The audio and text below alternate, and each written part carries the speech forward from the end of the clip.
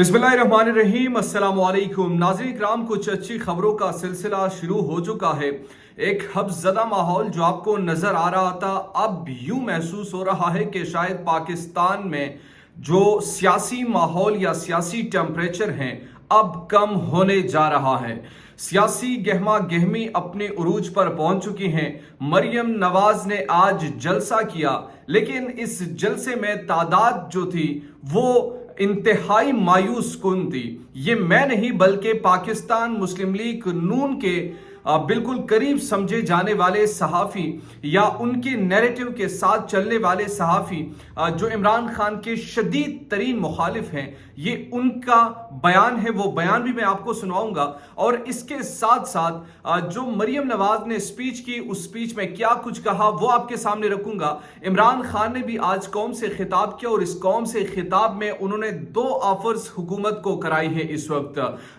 एक तो डेफिनेटली जो सियासी टेम्परेचर के हवाले से उनका कहना था कि आप जो कर सकते हैं आप कर लीजिए, आप अगले 3 माह या 3 हफ्तों या 3-4 हफ्तों में जो कुछ कर सकते हैं, आपने मेरी पार्टी को तोड़ना है, आपने मेरे लोगों को मुझसे अलग करना है, what ever you want in your capacity आप कर लीजिए, लेकिन इस कौम को इस दलदल से निकाल लीजिए, इस कौम को इलेक्शंस की तरफ लेकर चले जाइए। इमरान खान ने मजीद क्या कहा और क्या हुकूमत जो है वो इस वक्त इलेक्शन कराने की मूड में है या नहीं है। मजहर अब्बास जो कि सीनियर तजज़ियानगार है, उन्होंने इस हवाले से क्या कहा वो भी आपके सामने रखूंगा। लेकिन सबसे पहले मैं चाहता हूं कि इमरान खान का ये स्टेटमेंट आप सुनिए, जिसमें उन्होंने कहा कि मुझे यानी आप 2-3 हफ्ते ले लीजिए, मेरे पार्टी को जितना आप डैमेज कर सकते कर लीजिए, लेकिन फिर इलेक्शन अनाउंस कीजिए। इस बात का क्या मतलब था, इमरान खान का ये स्टेटमेंट सुनिए, फिर इस पर बात करते हैं। तो अपने आप को टाइम फ्रेम दे दें 2 हफ्ते 3 हफ्ते,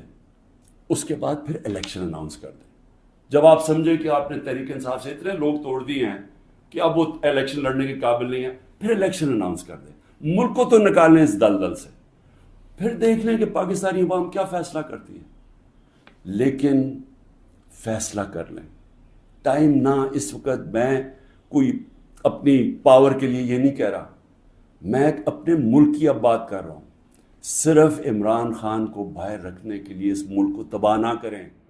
इमरान खान के स्टेटमेंट आपने सुना और इमरान खान ने बजाते खुद एक बड़ी वाज़ेह चीज उन्होंने कह दी कि आप क्या करना चाह रहे हैं। आप ये चाह रहे हैं कि पाकिस्तान तहरीक इंसाफ को हम कमजोर करें, आप ये चाह रहे हैं कि पाकिस्तान तहरीक इंसाफ के लोग हम जो हैं उनसे जुदा करें। आप ये कर लीजिए, 1 हफ्ता नहीं, 2 हफ्ते नहीं, 3 हफ्ते ले लीजिए, लेकिन उसके बाद जो है आप इलेक्शंस करवा दीजिए, आप इलेक्शंस की तरफ चले जाइए, आप इलेक्शंस कौम को इस दलदल से निकाल लीजिए। ये एक ऑफर उन्होंने कराई है हुकूमत को। अब देखना ये है कि हुकूमत ये करवाती है या नहीं करवाती। इस पर मेरा जो अपना बुनियादी तौर पर एनालिसिस है वो ये है कि हुकूमत इस तरीके से इलेक्शन नहीं करवाएगी। और ये मेरा नहीं बल्कि जो मजहर अब्बास साहब है उनका ये खास तौर पर तजिया है। उन्होंने कहा भी है इस हवाले से कि मुझे नहीं लग रहा कि हुकूमत अगस्त में ख़त्म हो जाएगी और ख़त्म होने के बाद वो इलेक्शंस करवाएगी अक्टूबर में। ये उनका भी ख्याल है, ये बहुत सारे तजज़ियानगारों का भी ख्याल है कि ऐसे कुछ आसार नज़र नहीं आ रहे कि इलेक्शंस हो जाए। इसकी वजूहात क्या है? वजूहात यही है। आज का जलसा आप मरीम नवाज का देख लीजिए, लिबर्टी में उन्होंने आज जलसा किया यौम तकबीर के हवाले से, जिसमें मरीम नवाज लीड कर रही थी।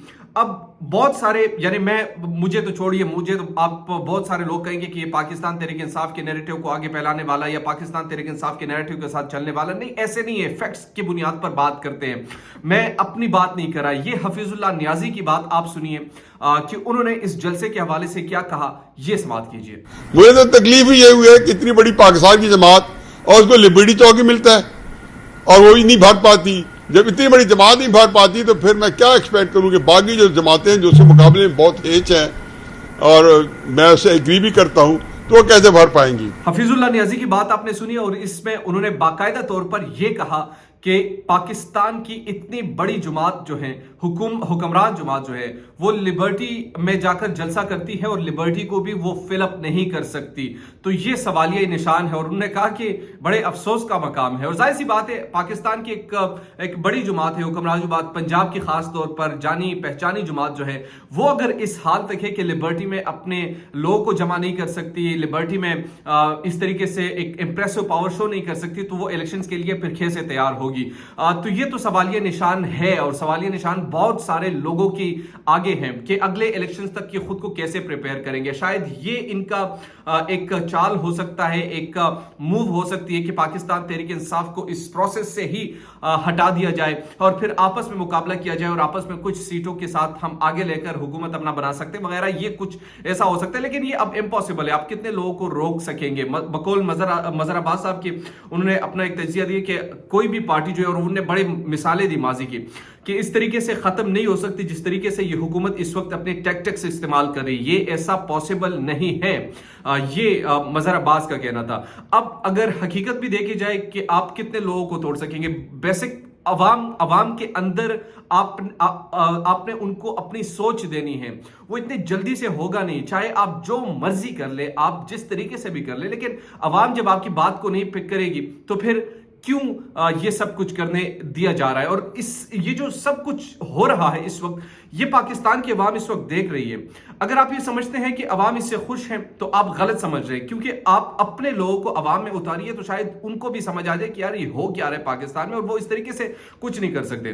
دوسری چیز, کل جب رانا ثناء اللہ صاحب نے پریس کانفرنس کی, اپنی اس پریس کانفرنس میں انہوں نے, بلکہ اس پر آنے سے پہلے مریم نواز نے اپنی تقریر میں ایک بات کہی اور وہ بات آپ سنیے پھر اس پر بات کرتے ہیں. اور اس کے بچے آرام سے لندن کی فضاؤں میں بیٹھے رنگ لڑیاں منا رہے ہیں. مریم نواز کی گفتگو آپ نے سنی اور مریم نواز نے یہ کہا کہ ان کے بیٹے جو ہے وہ لندن میں عیاشیاں کر رہے ہیں. عمران خان کی بات وہ کر رہے تھے. اچھا, جب یہ گفتگو یہ کر رہے ہوتے ہیں تو مجھے پتہ نہیں کیوں یہ ریئلائز ہوتا ہے کہ اپنے خاندان کے بارے میں اور پھر اپنی طرف وہ کیوں اس طریقے سے نہیں دیکھتے. آپ نے اگر تنقید کرنی ہے تو اس چیز کو تنقید کرے کہ اس کے ریبرٹ ان کے پاس نہ ہو, یا اگر ہو بھی تو وہ ڈھونڈنے کے لیے دن رات لگائے.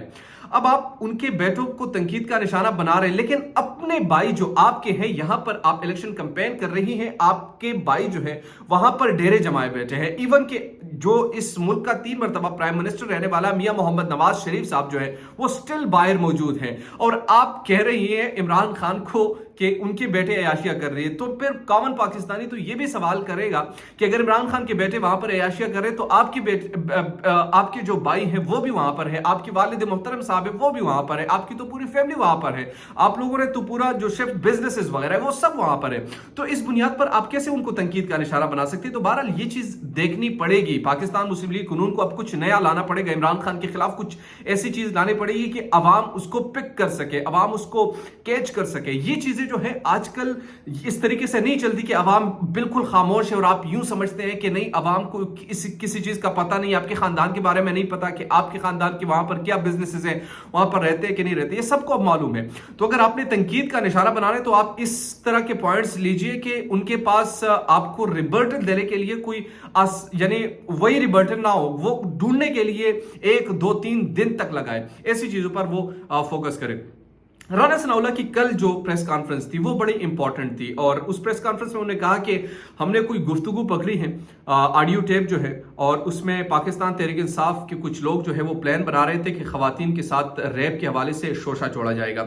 اول تو یہ کہ اگر وہ ٹیپ پکڑی گئی تھی تو بطور وزیر داخلہ یہ ان کی رسپانسبلٹی تھی کہ اس وقت وہ شیئر کرتے تو بہت ہی زیادہ اچھا ہوتا. ایک تو ایکسپوز ہو جاتا پاکستان تحریک انصاف کا وہ سازش, اور اگر ایسا انہوں نے اب نہیں کیا تو اب بہت سارے سوالات خود حکومت وقت پر اٹھ رہے ہیں کہ رات کے 12 بجے اتنی اجلت میں وہ پریس کانفرنس کرنا کچھ تو ہے جس کی پردہ داری ہے.